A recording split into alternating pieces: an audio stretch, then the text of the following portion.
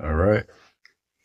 And we're back with another episode of All I Got's Ideas. And if y'all allow me to give you these ideas, that'd be great. You know, it's all a session of idea bouncing, and I don't know everything, and always looking to expand what I know. Right? Like to think of myself as a jack of all trades, but I'm really not. More like a five. If you got that joke, all right. Anyhow, moving on to what we're talking about today, which is actually something pretty serious. Something pretty serious, right? What we're talking about today is war. We are at war, right? And we should make no mistakes about it. As an global African community, it is very imperative that we don't continue to lay uh, misinformation on the next generation, any next generation of our youth. They should know we are at war, and it shouldn't be a secret to them. Right? They should know we're looking to adjust our options of how we're dealing with the world and other racial groups who are also at war with each other. Right? Whether it's politically, economically, socially, culturally, you know, all these different assets, it's just war, and there's tactics to winning a war, right? So, that being said, this particular episode I'm dedicating to the media war, right? And media war is exactly how it sounds. It's winning the narrative battle, right? So, whatever the story is, right? So, let's say, right, there was a fight, and guy A slapped guy B, right? Hit him real hard, right? There might have been an argument before. There might have been something going on. Maybe this guy had slept with this guy's girlfriend, right? Maybe this guy stole something from this guy's shop, right? Maybe any number of things could have happened before, right? But the story is likely going to start at that slap, right? When something turns physical, that's usually when the story starts for like the outside world unit, right? So if you're in the middle of the mall and you just see somebody that's fighting, you see the first punch get thrown, right? It's like something had to have started it, but in the back of your mind, that's at the back of your mind. In the front of your mind, all you're seeing is the first guy throw a punch, right, or slapping somebody, right, and you don't know any of the layers that happened beforehand, and you got to figure out the story, right? And a lot of times, especially growing up, like you don't even necessarily get taught to think about what you're listening to, what you hear, what you see on the news. You just take it in, right? And you see that's what your parents are watching. You're watching Fox, you watch Fox. You watch MSNBC, you watch MSNBC. They watch BBC, you watch BBC. They watch France 24, you watch France 24, right? And so on, right? And you're not necessarily thinking, growing up, right? You're not thinking that this is information that you need to dissect and come up with your own narrative on what's going on, right? Because the media can't make the good guy look like the bad guy, and the bad guy look like the good guy and the victim, right? And it just depends on who controls that media and for what purpose that they want to control it, right? They have an end goal with it.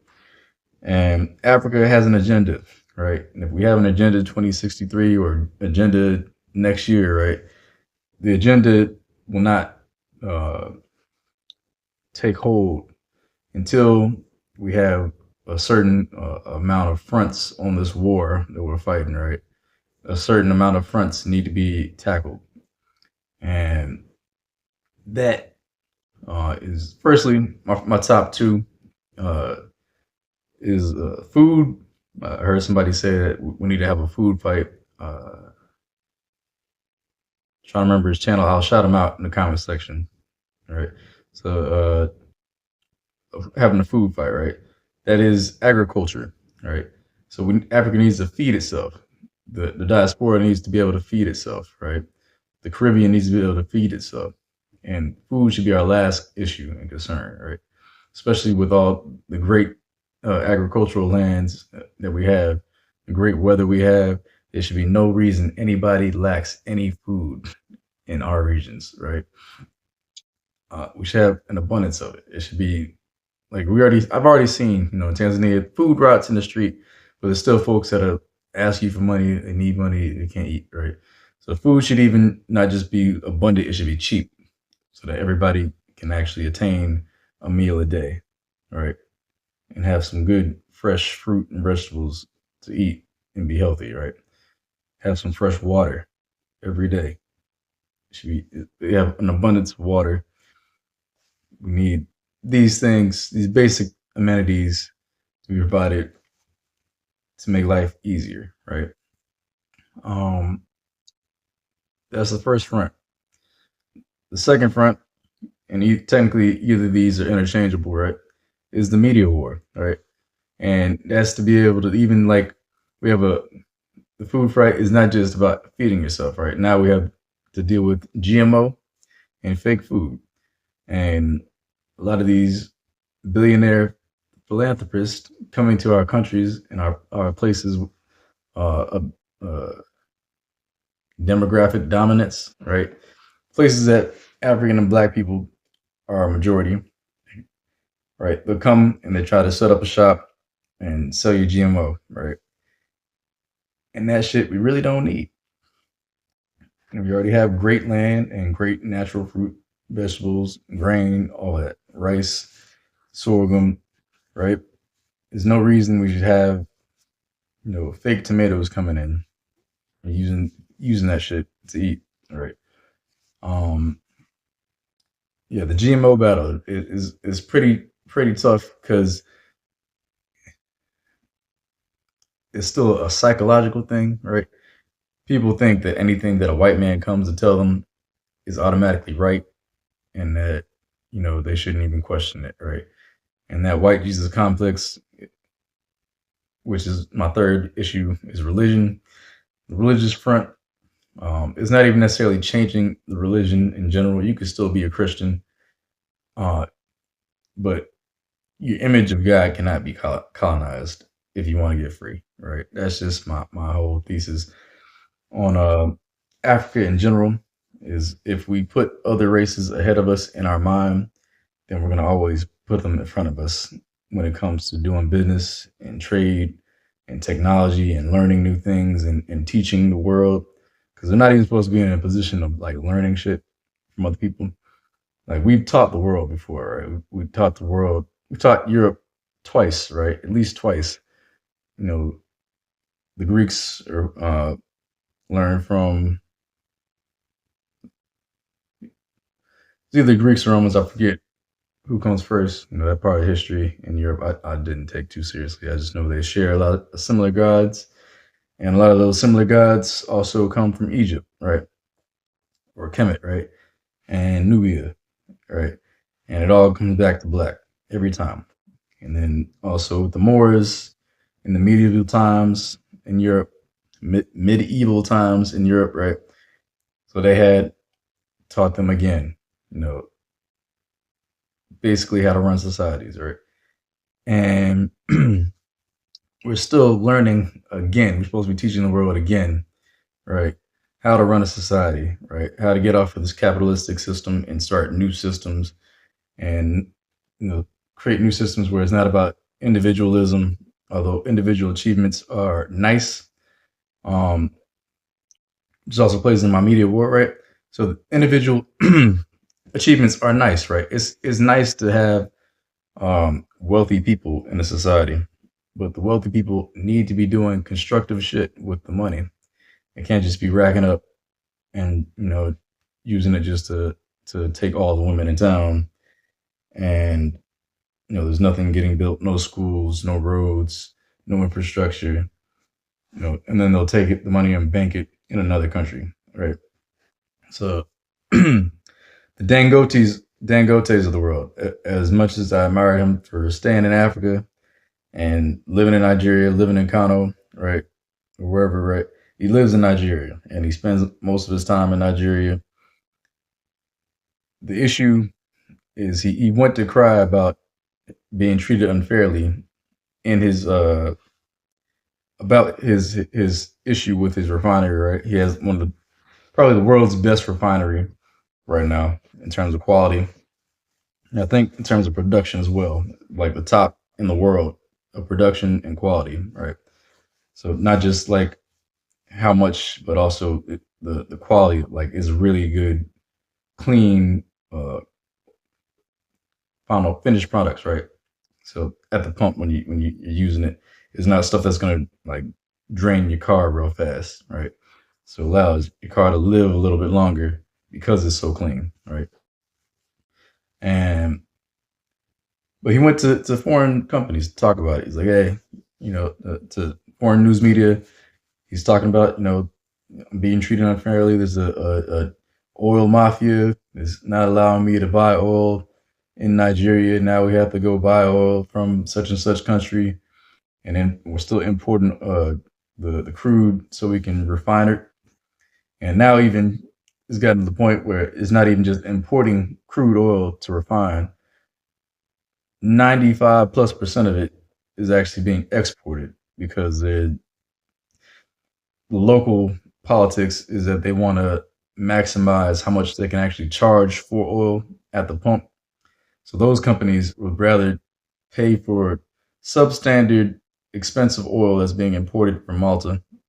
From going off track, but anyhow, there's a whole story about that. The president of Nigeria who rigged his way in it, likely responsible for all that, and collecting a big check at the end of that. Anyhow, all right. So now they're importing uh, the crude and exporting the finished, really good final product, and it's not even being used by the locals at all, right?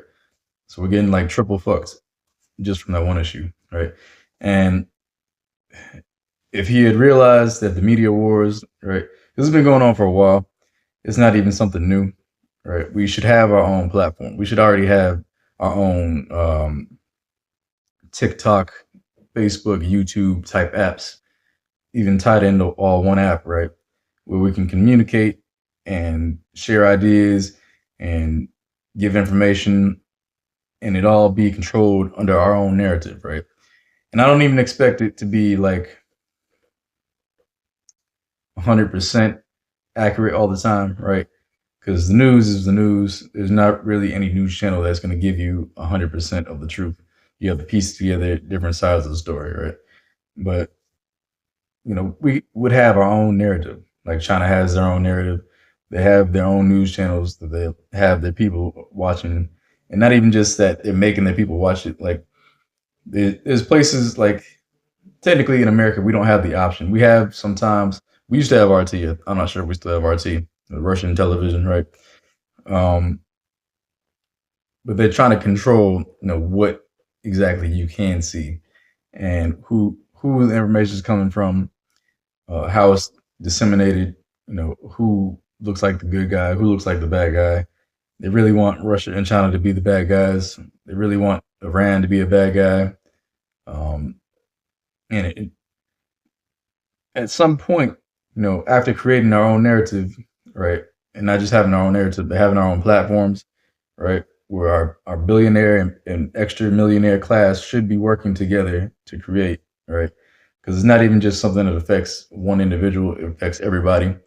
And if you want to do business successfully and become a trillionaire, if that's what you really want to do with your money, you just rack it up and not really put it back in the economy, in the real world, and fund other people's businesses, even just be a philanthropist and just give away some money for somebody or business, not even expecting to get a return on investment, right? Like a direct return.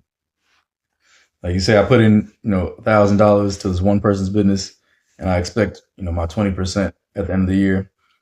Just give it to them. Right? You're a billionaire, right? Just give somebody who is going to do well with the money, right? Who's going to invest it well. Let them take off with their business and grow, right? Because you don't need $1 billion. No one in the world needs $1 billion to live, right? So, but anyhow,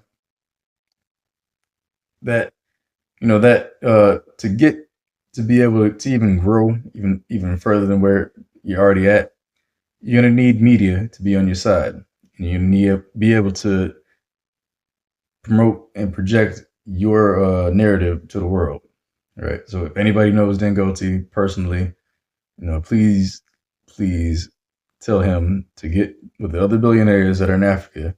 Tell them to put the differences aside and to create our platform, all right? And to start talking about how we're going to project our narrative, right? And technically, most of it will be done for them, because Africa Stream, I think I said it right, yeah. I used to follow them on YouTube, right?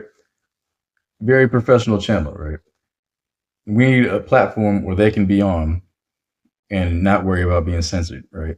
And even if it makes folks uncomfortable because they're exposing certain people, we know there's a lot of folks who are not doing great to their people, right? They're exploiting even their own local folks. You know, you got to get over that shit. We need those people not really in jail, but they do need to see the light in some sense. I'd opt for less peaceful and less diplomatic shit. I'm not gonna lie.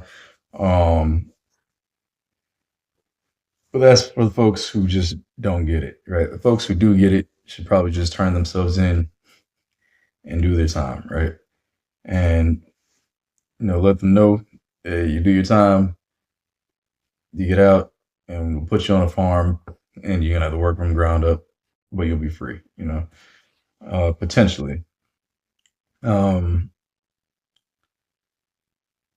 Corruption, is a thing. You can, even in America, if you have money, if you go to prison, you can still have certain things, right? So it's the narrative war. You got to win it. Is non-negotiable. Otherwise, we're gonna have other people telling our people what to think, and we're gonna have a population that's not even keen on thinking. So they're not even gonna ask the questions of who is giving me this information, why am I getting this information, and you're gonna have a population where most of them, like a lot of the folks in South Africa, black population, and wondering, they don't even question why they hate other black people, right? And they don't know that the reason is because they have news media that's controlled by white people who claiming to be their friends and their ally, right? Who will give them a narrative that they need to hate other black people and not worry about these other white folks who are controlling everything, right? And they'll let them get away with shit like killing other black people in the land, right? Even if it's, a local black South African, right? Somebody born from the land, their ancestors from the land, right? From before colonization, right? So a local, right? They'd kill them, right? And you get away with it, and nobody's gonna do anything about it, right? And it's because they're focusing on the other black people, and they're not focusing on white people because the white news media will not tell them to focus on it, right? And why would I tell? That's like shooting yourself in the foot. Why would I tell somebody that I'm the enemy, right? When I need to continue to exploit them, right? For my survival. And food fight, news media, religion is pretty much all tied up. And technically all these different war fronts that we're on, whether it's political, economic, social, cultural, it's all tied together. But at the forefront, if we don't tackle those three things, if we're not food sufficient, if we're not media sufficient, we're not going to have the ability to do really anything, right? And it's a good starting point. I don't really worry about, folks be like, you can't really talk online about XYZ. You can't give away your plans because, the enemy's listening. But they're always listening. They're always watching. I can guarantee you a lot of this shit they already thought about, right? And that's why we're being attacked on all these fronts. at the same time. It's not like they take a day off any day of the week. They don't take any days off in their war, right? So everything is supposed to be to destroy us, and that's really all they live for because that's how they live. You know, that's how they get by. They can't survive any other way. They don't know how. And if they were to somehow just out of the grace of their heart, you know, to stop exploiting the rest of the world, they would crumble like that. And they're definitely not going to do that. You know, there's no way in hell that, you know, I'd put my life on it. If I was a billionaire, I'd put every red cent, every dollar I had, I'd bet on it that they would never willingly stop exploiting other people. Right. So that being said, I'm going to conclude this episode of All I've Got Is Ideas. And I hope you're listening. I hope it resonates with you. I hope you find a way to comment if you agree or don't agree. Add to what you want. I have no monopoly on ideas and information. Just here, hoping to be a beneficial part of the community at large and make you smile with some jokes every once in a while.